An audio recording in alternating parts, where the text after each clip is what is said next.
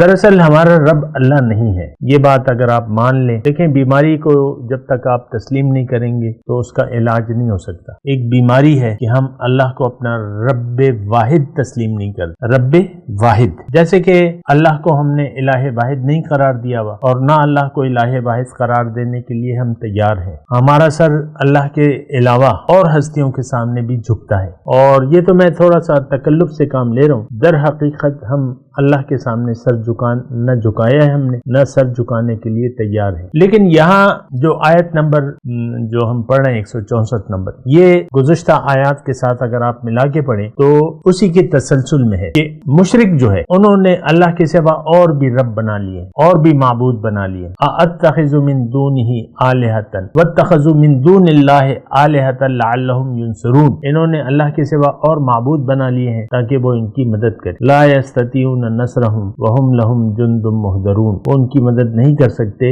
اور یہ ان کے لیے حاضر باش لشکر ہے۔ بارت یہ سورہ یاسین کی آیت۔ اللہ کے سوا کسی اور رب کو تسلیم کرنا، کسی اور کو اپنا رب تسلیم کر لینا، یہ حماقت ہے اور یہ جھوٹ باندھنا ہے، ایک بہت بڑا جھوٹ ہے کہ اللہ کے سوا ہمیں اور کوئی اور بھی رب ہے۔ لیکن بات یہ ہے سامنے کرام، میں تو وہی بات کہہ رہا ہوں کہ ہمارا رب تو اللہ نہ ہے، نہ ہم اللہ کو اپنا رب واحد بنانا چاہتے ہیں۔